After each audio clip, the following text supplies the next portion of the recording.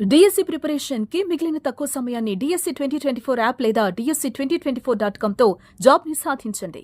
నిమిషాలు కొన్ని నిమిషాలు ఆగితే వారు ఇంటికి చేరేవారు. కానీ ఇప్పుడు తిరిగి రాని లోకాలకు వెళ్ళిపోయారు. చేజేతుల ప్రమాదాన్ని కొని తెచ్చుకొని ప్రాణాలు కోల్పోయారు. అతివేగం అనర్థమనే మాటను మరిచిపోయి మితిమీరిన వేగంతో కారును నడిపి ప్రమాదం బారిన పడ్డారు.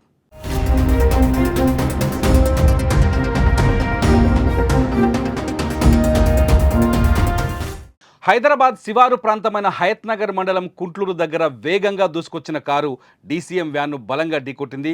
మీరు స్క్రీన్ మీద చూడొచ్చు. ఓ మలుపు వద్ద వేగంగా దూసుకొచ్చిన కారు అదుపు తప్పి DCM వ్యాన్ను ఎంత బలంగా ఢీకొట్టిందో ఇక్కడ మీకు కనిపిస్తోంది. అతివేగంతో కారుని కంట్రోల్ చేయలేకపోవడంతోనే ఈ ప్రమాదం జరిగినట్టు ఆ దృశ్యాలను చూస్తే మనకు స్పష్టంగా అర్థమవుతుంది.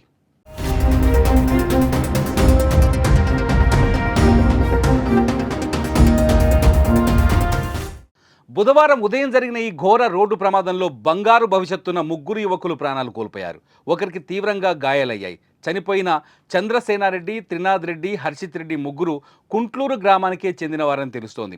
బంధువుల ఇంట్లో జరిగిన ఫంక్షన్కు వెళ్ళి ఇంటికి తిరిగి వస్తున్న సమయంలో ఈ ప్రమాదం జరిగినట్టు తెలుస్తోంది. వారి నివాసాలకు దగ్గరలోనే ఈ ప్రమాదం జరిగింది. కొన్ని నిమిషాలు కాదు కొన్ని సెకండ్లు ఉంటే వారిని నివాసాలకు క్షేమంగా వెళ్ళిపోయేవారు. కానీ ఇంతలోనే మృత్యువు మింగేసింది. దీంతో కుంట్లూరులో తీవ్ర విషాద ఛాయలు అలుముకున్నాయి.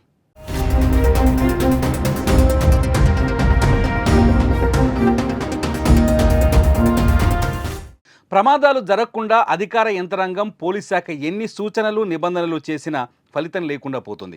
అతివేగం అనర్థాలకు కారణమని ఎందరూ ఎన్నిసార్లు చెప్పినా నేటి యువతకు ప్రమాదాలు జరిగే వరకు చెవికి ఎక్కట్లేదు. అతివేగం కారణంగా ఎంతటి ప్రమాదం జరుగుతుందో కళ్ళ ముందు కనిపిస్తున్న మార్పు రావటం లేదు. ఇలా అతివేగంతో వాహనాలను నడిపి ప్రాణాలు కోల్పోవడంతో పాటు ఇతరుల ప్రాణాలకు కూడా ముప్పు తెస్తున్నారు. నిర్లక్ష్యంగా వాహనాలు నడిపి తమ ప్రాణాలు కోల్పోవడంతో పాటు ఎదుటివారిని కూడా బలి తీసుకుంటున్నారు.